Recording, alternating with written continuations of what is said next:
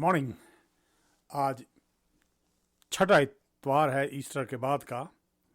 हम खुदा शुक्र हैं कि हम एक बार फिर से मिल के समय बिता सकते हैं।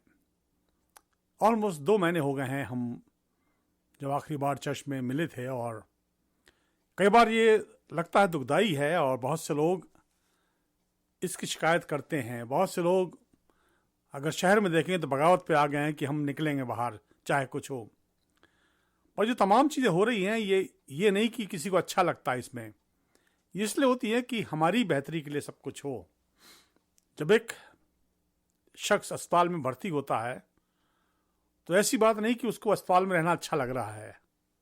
वो भी चाहता अपने घर जाए, अपने बीवी बच्चों में रहे, अपने ख़ानदान साथ समय बिताए, पर वो अस्पताल में रख दिया जाता है 6 दिन के लिए, 10 दिन के लिए, महीने भर के लिए।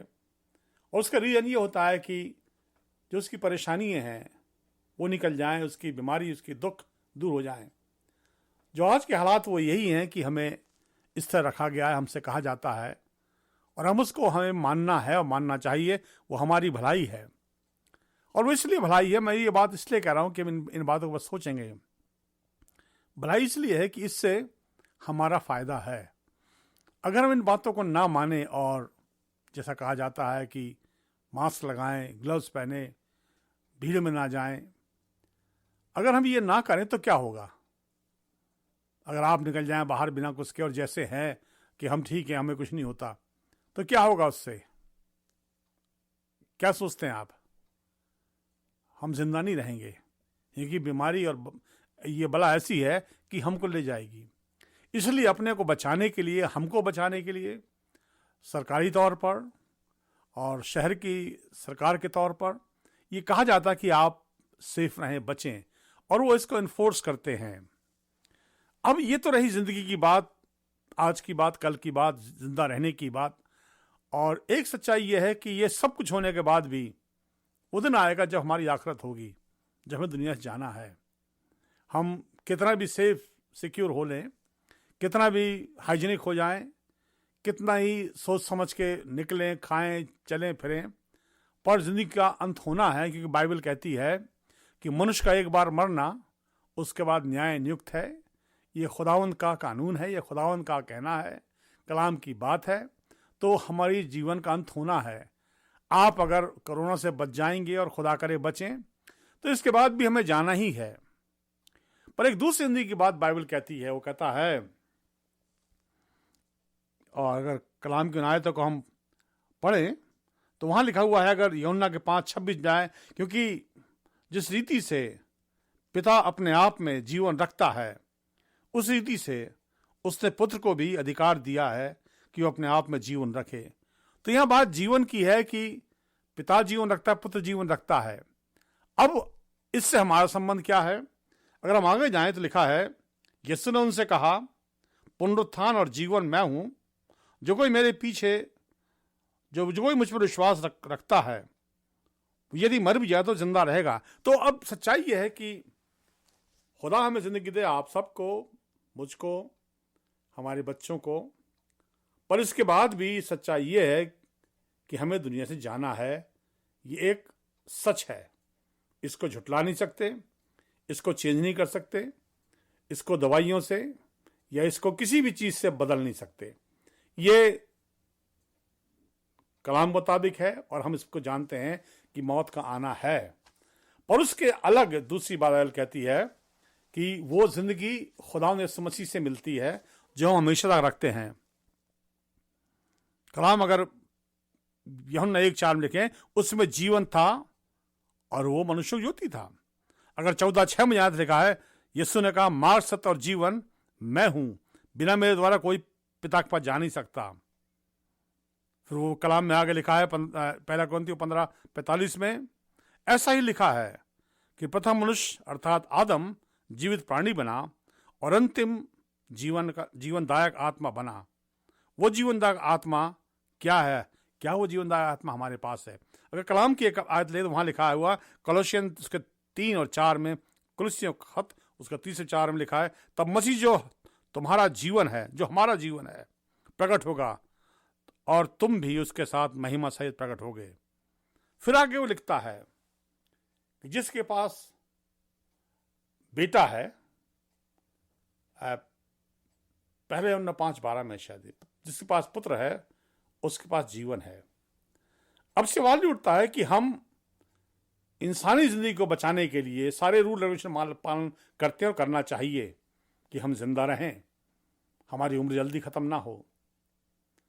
पर जहां तक आत्मिक जीवन के बारे में जो हमेशा की जिंदगी की बात है, उसके लिए कितनी बार हम सोचते हैं और कितनी बार हमारे सामने एक ख्याल आता है। कई बार मैंने इन चीज़ों के बारे में समझाने की कोशिश की और मैं ही चाहता हूँ कि ये बात हम समझें, क्योंकि हम इतने फिक्रमंद हैं उस जीवन के लिए जो 60, 70, 80 के बाद ख़त्म होना ही है। रिगार्डलेस हम कौन हैं, क्या हैं, ये ज़िंदगी जानी है। पर उसके बाद जो जीवन है वो अनंत जीवन है, हमेशा का जीवन है, जो खुदा मसीह से मिलता है। उसके लिए हमने क्या सोचा है? हम इतना प्रिकॉशन ले रहे हैं कि हम बाहर न निकलें।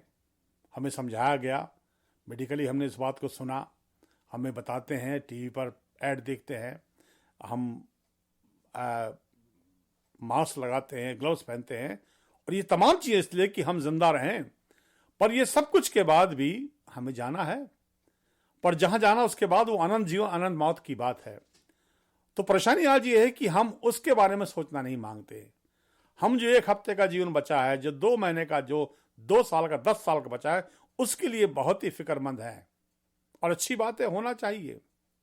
पर सवाल ये उठता है कि वो जो अनंत मौत है, अनंत जीवन है, उसके लिए क्या सोचते हैं?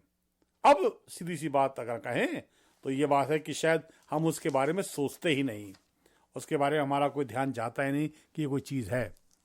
पर एक बात है, बाइबल जो कहती है वो सच्चाई है कि यो कलाम में लिखा, जितनों ने उस पर विश्वास किया उसने उन्हें अपनी संतान होने का अधिकार दिया। तो आज जिस जिंदगी में हम हैं ये तो खत्म होनी है, खुदा करे लंबे समय के बाद। पर इसके बाद जिंदगी क्या है? इसके बाद आखिरत क्या है? क्या हम खुदा के साथ रहेंगे? क्या हम उन बातों में, अगर पहले हमने 5:11 में यहाँ लिखा, और उसकी गवाही ये है कि परमेश्वर ने हमें अनंत जीवन दिया और वो जीवन उसके पुत्र में है। तो खुदा मसीह वो जीवन हमें हासिल होता है। और फिर बाइबल अगली आयत में कहता है, जिसके पास जीवन, जिसके पास बेटा है उसके पास जीवन है।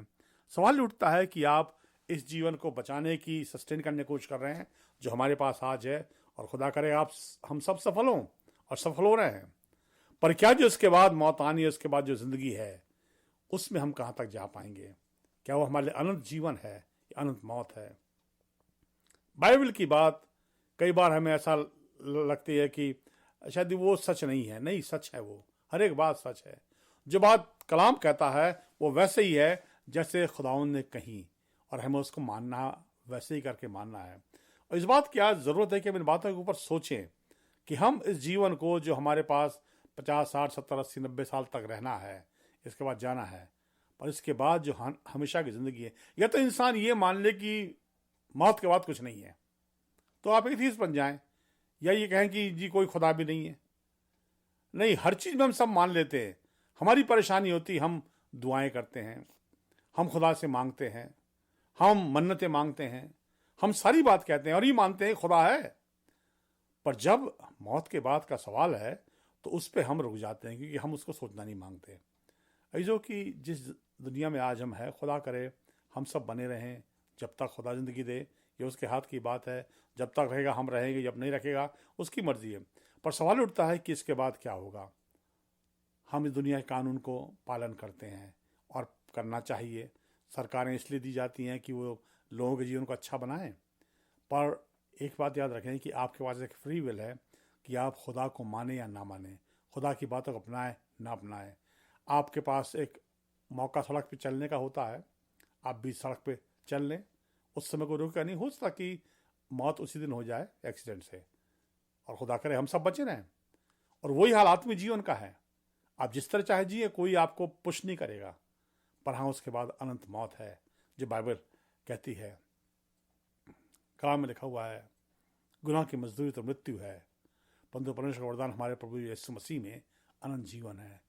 गुनाह की मजदूरी मौत है, और ये सच्चाई है, और इसमें कोई दो राय नहीं।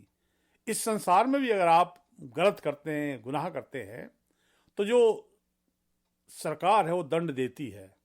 कोई किसी कोई चोरी कर ले, मर्डर कर ले, तो वो उसको दंड मिलता है और वो पकड़ा जाता है और पकड़ा जाना चाहिए, क्योंकि ये दुनिया का वो है तरीका है कि जो गलत है गलत है।